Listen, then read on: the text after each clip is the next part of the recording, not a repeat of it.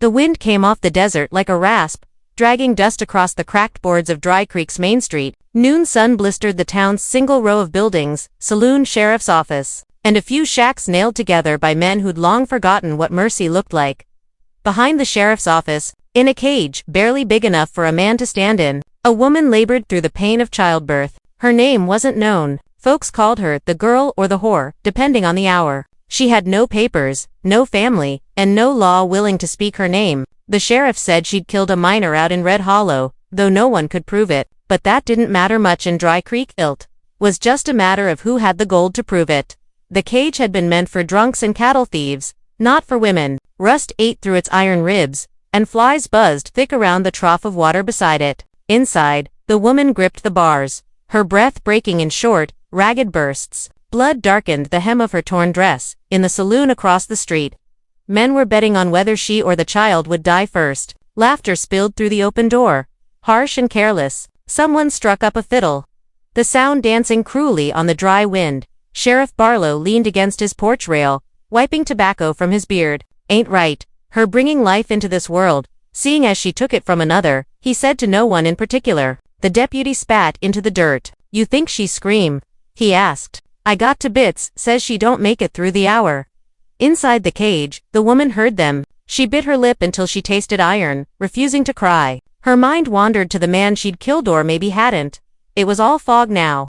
Blood and fists and a cold night outside Red Hollow. The man had tried to take what wasn't his, and she'd fought back. The law called that murder.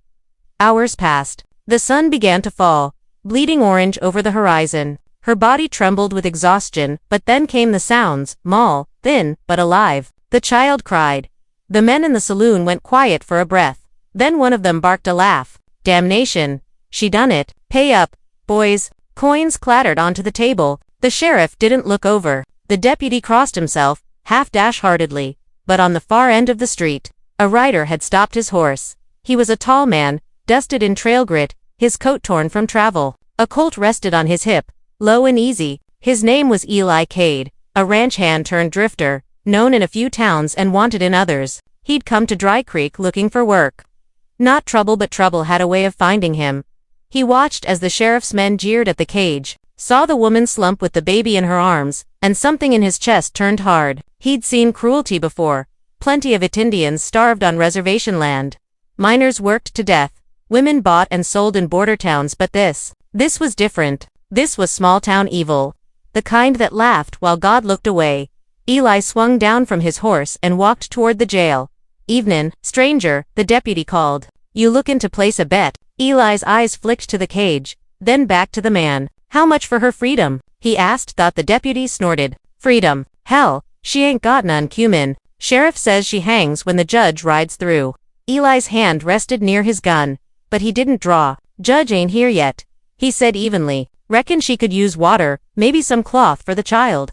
The sheriff laughed from the porch. "Ain't no charity in Dry Creek? Cowboy, you best move along before you find yourself in that cage too." Eli looked once more at the woman. Her face was pale, her eyes hollow, but she met his gaze, steady, as if she'd known him all her life. Something passed between them, something wordless and raw. He tipped his hat slightly. "Name's Eli Cade," he said softly, just loud enough for her to hear. "You hold on now." Then he turned and walked away, slow and deliberate, like a man making up his mind about something dangerous. Behind him, the baby's cry rose again, cutting through the night air like a promise. Morning came slow to Dry Creek.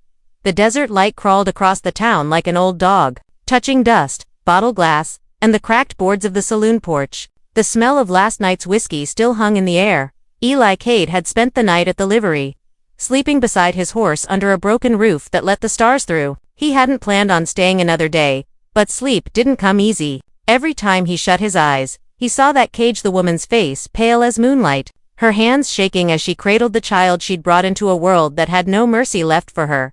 By dawn, he'd made up his mind.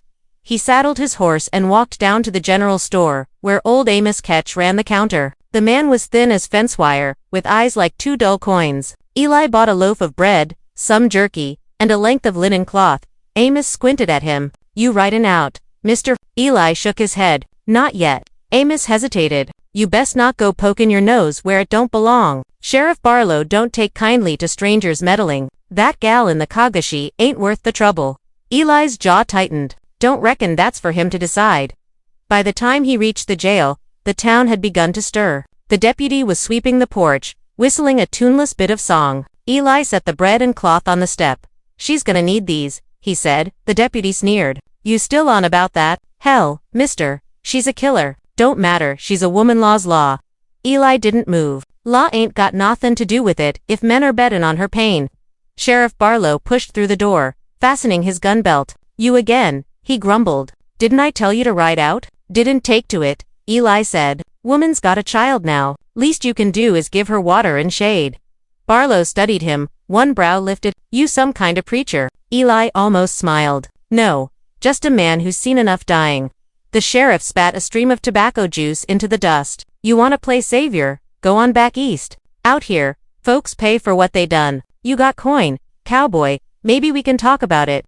Eli reached into his coat and dropped a small pouch onto the porch. Gold dust his last bit from a mining job up north. Barlow's eyes lit up. You sure you wanna spend that on a murdering tramp? Reckon I do, Eli said. The sheriff opened the pouch, weighing it in his palm. Ain't enough to buy her freedom, but maybe it buys her a roof till the judge comes. You can take her to the back cell. She dies, that's on you. Eli took the key without a word. The cage sat in the alley, half shaded by the sheriff's office. The woman was awake, her hair plastered to her face with sweat. The baby whimpered weakly in her arms. Eli knelt beside the bars. I got some bread, some water, and a name. You got one. She looked at him a long time before answering, her voice barely more than a whisper. Used to, don't matter now. Matters to me, he said quietly. She hesitated. They called me Lena. Before all this, Lena, he repeated. That's a good name. He passed her the canteen through the bars, and she drank like someone who hadn't seen water in days. He tore off a bit of bread and pushed it through. Thank you, she said, her voice shaking. He nodded toward the child. Boy or girl? Boy, she said softly. Ain't got a name for him yet. Eli looked at the small bundle. The baby's skin was the color of dawn, thin and new. He'll need one, Eli murmured. She smiled faintly, almost afraid to. You think he's got a chance? Eli met her eyes. Not here. Behind them, a door creaked open. Barlow watched from the porch, eyes narrow. You done playin' nurse, Cade? Eli rose slowly. Not yet, he said. When the judge gets here, I want to be there. I want to hear her case. Barlow's smile was cold. You care that much, cowboy, maybe you ought to find out what she done. Word is she stabbed a man clean through the heart. Eli didn't blink. Maybe the man had it cumin. The sheriff chuckled. Reckon we'll see. Eli turned to leave, but before he did, he looked back at Lena. You hold on, he said softly. I ain't letting them finish this story without a fight. As he walked down the dusty street, the wind picked up again, carrying with it the faintest sound, the baby's cry, strong and clear this time, rising above the town's silence like a warning to every cruel soul in Dry Creek. The day had a weight to it, like a storm rolling unseen over the desert. Dry Creek simmered under the heat. And the men who'd laughed at Lena the day before now moved about slower, their hangovers heavier than usual. Dust swirled across the street as Eli Cade rode through town, boots clattering on the wooden planks of the boardwalk. He wasn't looking for trouble, but trouble always had a way of finding a man like him. The saloon doors creaked open, and the usual gamblers and drunks glanced up, eyes wary. Eli stopped and tipped his hat, walking straight to the bar. Behind it, Hank Two Fingers Malone polished a glass with deliberate slowness. Cade, Hank said, voice thick with suspicion. Back so soon. I want to know what really happened out at Red Hollow, Eli said, leaning on the bar. The girl in the cage, Lena, they say she killed a man. But folks in Dry Creek talk easy and don't always speak the truth. Hank snorted. Truth don't pay here. Gold does. Eli's hand brushed the revolver at his hip. I ain't here for gold. I'm here for her. Hank paused. The word her hung in the air like a warning. Finally, he nodded toward the poker table. Reckon you ought to see for yourself. Miner gone bad, claimed he was owed coin. Tried to take what wasn't his. She fought back. He's dead. That's all there is. Fought back how? Eli asked. Hank shrugged. Knife, heart, clean through. Pretty, if you like that sort of thing. Eli's stomach churned, but not from fear. He felt the injustice gnawing at him. A woman birthing a child behind bars didn't deserve the way men turned her pain into a game.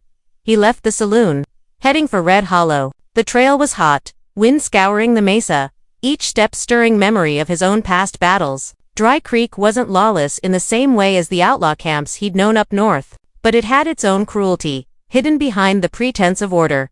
Arriving at Red Hollow, he saw the scene: a small cabin, broken boards on one side, and inside, the miner's body. His eyes were wide, fixed in the last moment of life. Eli felt no joy. There was no satisfaction in death. He turned his gaze outward, scanning the brush for signs of a struggle. It didn't take long. Torn fabric, footprints leading to the edge of a ravine, a smear of blood where someone had clearly fought for survival. Eli understood then. Lena hadn't murdered a man out of malice. She had defended herself, defended her unborn child. The story Dry Creek told was half truths and half lie, designed to amuse men in a saloon while a woman suffered behind bars. He mounted his horse, dust rising around the hooves, and rode back to town with the knowledge that Dry Creek's law was nothing but a farce. The sheriff's coin, the deputy's indifference, the gambler's bets, they all meant she was more at risk than ever. That evening, Eli returned to the jail. The sun had dipped low, casting long shadows across the boardwalk. Lena sat on the edge of her cot, the baby in her arms, eyes red from crying and exhaustion. "Everything's worse at night," she said softly, without looking at him. "I know," Eli said, "but truth has a way of shining through the dust." She looked at him then, truly looked, as if seeing a man for the first time. "You're crazy," she said, though there was a small smile tugging at her lips. "Maybe," he said, "but I don't leave women to rot in cages." The baby stirred in her arms, a tiny fist curling. Eli leaned down, murmuring a soft greeting to the child. Lena's gaze softened, a faint warmth breaking through her fear. Hours passed, and the town slept uneasily, aware that Eli Cade didn't belong to Dry Creek. And yet he was here, meddling where he had no reason to. He made a plan. At first light, he would confront Sheriff Barlow and demand Lena's freedom or take it by force. He didn't relish violence, but he knew men like Barlow only respected strength. Lena watched him silently. For the first time since she'd been caged, she felt a flicker of hope, a small, fragile ember that maybe, just maybe, someone would fight for her. And for her child. Eli spoke quietly, almost to himself. "You've got a name," he said. "Don't let anyone take it from you." And for the first time in weeks, Lena felt it, not fear, not shame, but something steadier: trust. Outside, the desert wind stirred again, carrying with it the scent of sage and iron. It whispered of things to come, of battles in the dust, of truths revealed, and of a man who wouldn't let Dry Creek win. The sun had just begun its climb over the mesas when Eli Cade mounted his horse and rode toward the sheriff's office. The boardwalk creaked beneath his boots as he approached, dust clinging to his coat and hat. Dry Creek was waking slowly, the air thick with the smell of horse sweat and baked earth. The townsmen lingered outside the saloon, nursing last night's whiskey hangovers, watching Eli with suspicion and curiosity. Inside, Sheriff Barlow polished his revolver while the deputy, still half asleep, leaned against the wall. The air was hot and heavy, scented with tobacco and rust. "Back again, Cade," Barlow said without looking up. "You got a death wish, or just plain foolish?" "I'm here for Lena," Eli said, his voice low but steady. "She's done nothing that deserves a cage, and she sure as hell didn't deserve the men betting on her pain." Barlow finally looked up, his eyes hard as flint. "Law don't care about pain, boy. Law cares about who lives and who dies, and who pays me to keep it that way." Eli's hand hovered near his Colt, but he kept it holstered. "Reckon the law's blind if it lets women rot behind bars while men gamble. That ain't justice, it's cruelty." The deputy snorted. "Cowboy talk. Ain't gonna change a damn thing." Barlow's lips twisted into a cruel smile. "You've got spirit, I'll give you that. But you're in my town, and I make the rules. You think a few coins buys her freedom. Or maybe you think you can walk in here and take what don't belong to you." Eli stepped closer, boots scraping the floorboards. "I don't reckon she belongs to anyone. Least of all you." Barlow slammed the revolver onto the desk. "You're a meddler, Cade, a fool. Ain't nobody here will back you if you try anything." Eli's eyes didn't waver. "You'll find out soon enough." Before Barlow could respond, the saloon doors banged open. Lena stood there, her baby in her arms, her face pale but defiant. The townsfolk froze. Whispers ran through the street. "I want to come with him," Lena said, her voice steady. "I'm done being a prisoner." Barlow's eyes narrowed. "You don't get to make that call, woman. You belong to the law."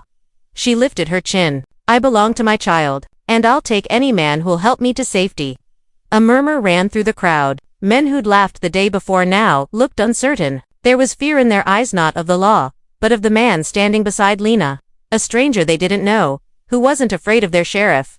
Eli dismounted, his eyes locked on Barlow. "Step aside, or I'll make you." Barlow's hand went to his gun, but Eli was faster. The sound of metal clicking against leather echoed as revolvers were drawn. The deputy froze, unsure whether to intervene. The tension stretched across the dusty street like a drawn rope.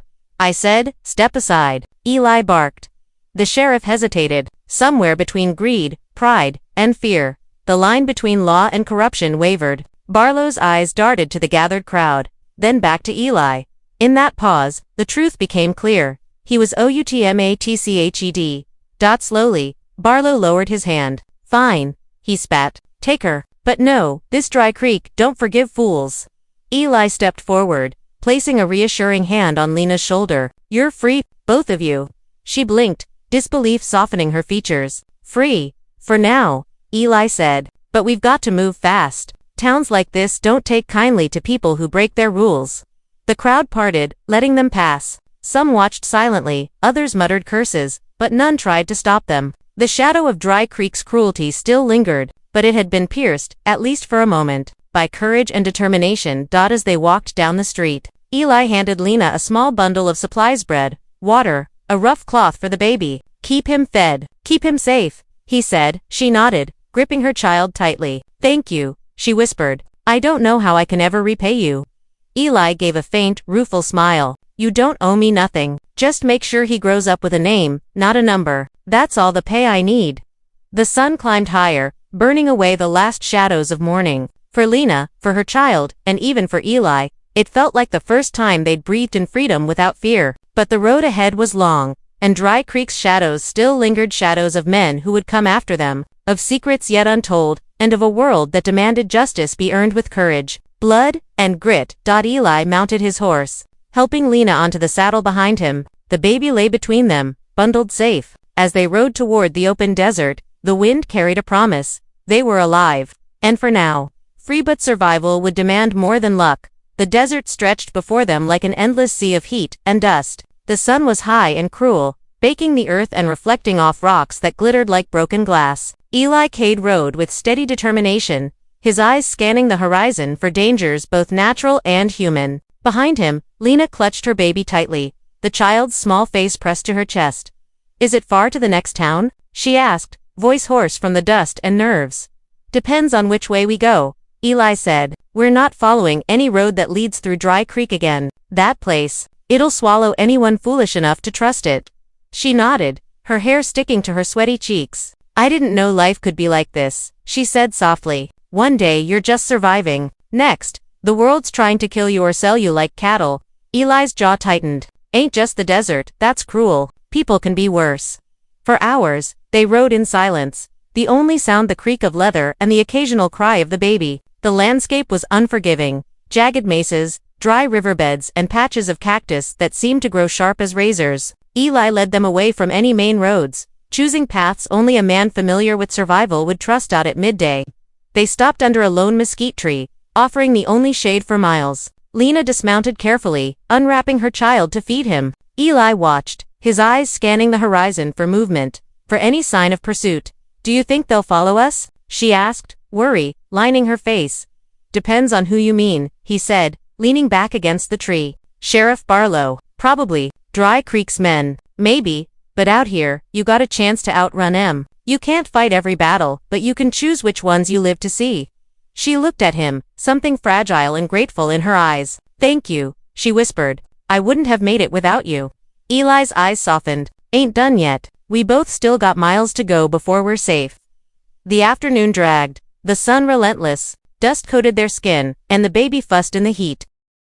Eli fashioned a makeshift sling from the cloth they had, securing the child against Lena's chest so she could ride more comfortably. He scavenged for water, rationing carefully, knowing that one mistake could mean disaster.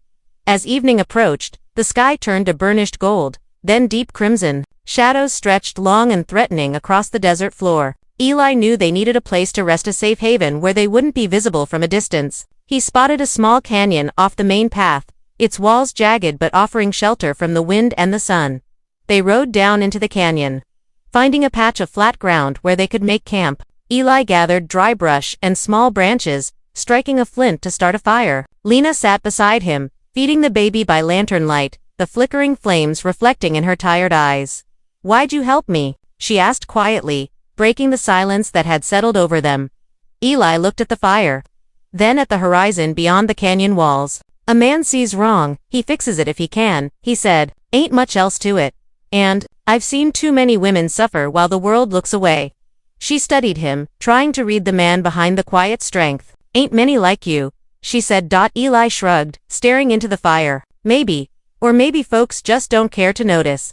Night fell over the canyon, the stars scattered across the sky like silver dust. The desert cooled, but the danger remained. Dry Creek still loomed in their past, Sheriff Barlow's threat hanging over them like a storm cloud. Yet for the first time, Lena felt a fragile sense of safety.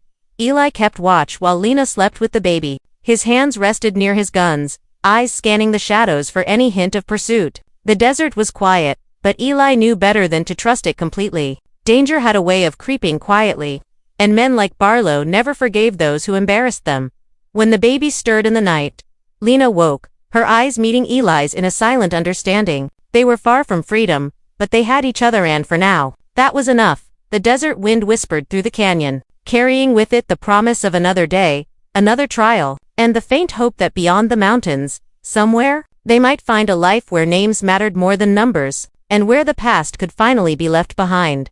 The first light of dawn spilled over the canyon rim, casting pale gold across the rocky floor. Eli Cade stirred, moving quietly so as not to wake Lena or the baby. The wind was still, almost too still, and that made him uneasy. Years on the trail had taught him that calm mornings often hid trouble. He scanned the horizon with narrowed eyes. In the distance, a thin column of dust rose from the desert floor, too small to be a wagon, too deliberate to be the wind. His hand went to the reins, then to his revolver. "Lena," he whispered, shaking her shoulder gently. She stirred, eyes half open. "We've got company." Up the canyon. Now her heart pounded as she grabbed the baby. "Is it Dry Creek?" she asked. Eli's jaw tightened. Might be some other fool looking to make a name at our expense. Doesn't matter, we move."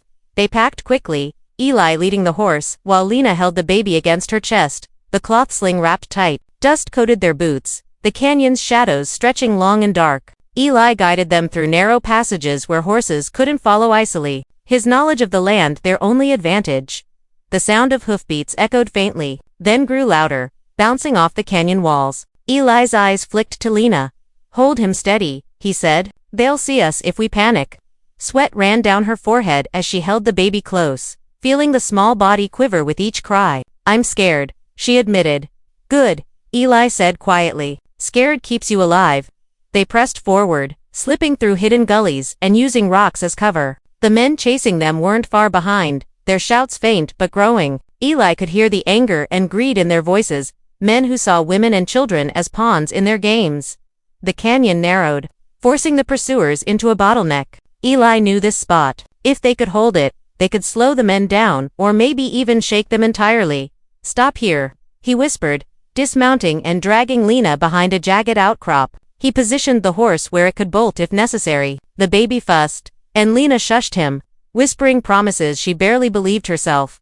From their vantage, Eli could see the first rider entering the narrow passage. His revolver hung at his side, but he didn't fire immediately. He wanted them to underestimate him, to think that canyon walls offered safety for the weak. "Who are you running from?" one of the men called, voice rough with laughter and menace. "None of your business," Eli said, calm as the desert morning. The man spat. "Ain't no one outruns Dry Creek. That girl's mine by law and coin." Eli's hand tightened around the revolver. "She belongs to herself," he said. The man laughed, but it was nervous now. Eli's eyes flicked to the narrowest part of the canyon. "One step closer," he said, "and you'll find out what happens when men gamble on women's lives." Shots rang out, echoing against the canyon walls. Dust and rocks sprayed as Eli fired, his aim precise. The first rider went down, rolling off the path with a grunt. The others faltered, realizing the canyon itself had become a trap.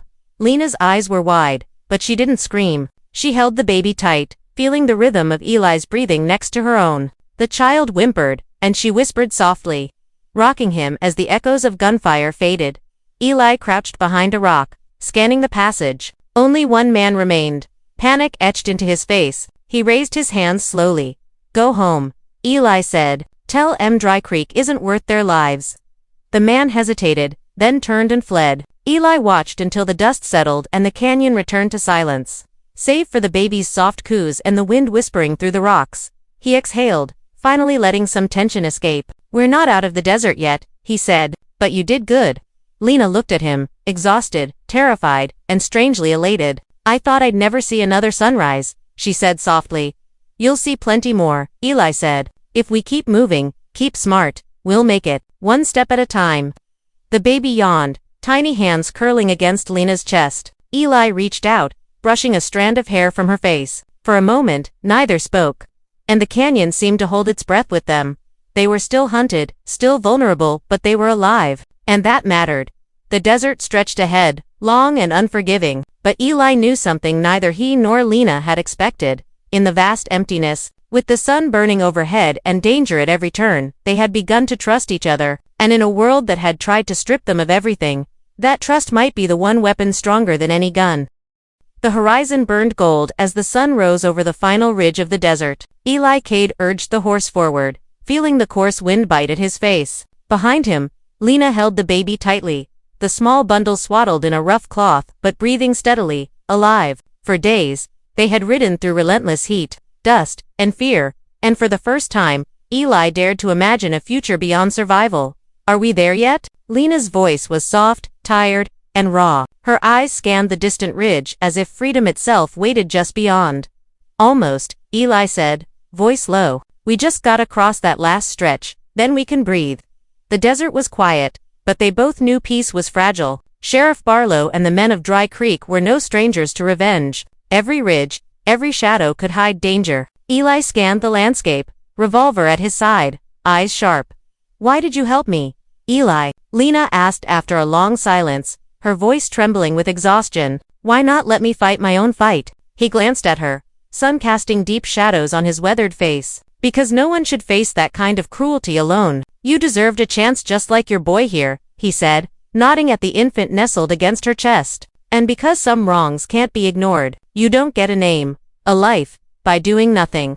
The words seemed to weigh heavily, and Lena clutched her child closer, feeling the raw truth in them. She had been numbered, caged, and stripped of identity. But now, with Eli, the world felt different, dangerous. Yes, but alive and real. They reached the last ridge just as the sun topped the horizon. Below, a ribbon of grassland stretched toward a small settlement. A place where neither Dry Creek nor its corrupt lawmen could touch them easily. Eli slowed the horse, letting Lena take in the sight. "We made it," he said quietly. Tears pricked at her eyes, unbidden. "I have a name," she whispered, almost to herself. "I am Lena, not a number." Eli smiled faintly, the first real warmth in his expression since their flight began. "And your boy?" he asked. She looked down at him, and her voice caught. "He's Samuel, named by his mother, free to be himself." Eli nodded, satisfaction settling like dust in his chest. They weren't just alive, they had reclaimed identity, dignity, and a future that Dry Creek had tried to steal. But freedom was never simple. As they rode into the grasslands, Eli stayed alert, scanning the horizon for signs of pursuit. None came. The sheriff, the gamblers, the men who had treated women like property all seemed to fade behind the ridge, powerless against the determination of one man and a mother fighting for her child. The settlement was small but welcoming. Its people were wary at first, eyeing the exhausted newcomers with suspicion. But Eli's calm presence and Lena's quiet dignity softened them. By the time the sun was high, Lena had found a small home for them, a simple shack with walls and a roof, enough to shield them from the harshness of the world outside. That evening, as the baby slept peacefully in a makeshift crib, Lena and Eli sat outside, watching the horizon bleed into shades of orange and purple. The desert stretched behind them, harsh and unforgiving, but ahead lay possibility. "You ever regret helping me?" Lena asked softly, breaking the silence. Eli shook his head. "Never. I've seen too many folks taken by fear and cruelty to turn my back. Besides," he said, a faint smirk tugging at his lips, "you taught me that even in a hard world, there's still something worth fighting for." Lena reached out, resting her hand on his. "I don't know what the future holds," she said, But, with you here, I think I can face it. He nodded, tipping his hat against the dying light. We'll take it one day at a time. The desert may try to break folks, but it can't take a name, a family, or the courage to survive. For the first time in weeks, Lena felt a deep, unshakable peace. She had crossed deserts, faced men who would treat a human life as a wager, and survived. She had a son, a name, and now a chance to live on her terms. And Eli Cade, protector, an unlikely hero, watched the horizon beside her. Knowing that the world had been cruel, but courage had carved a path through it. The sun sank lower, shadows stretching long, but for the first time, the shadows no longer threatened them. They were free. And freedom, like the desert wind, tasted sharp, pure and real.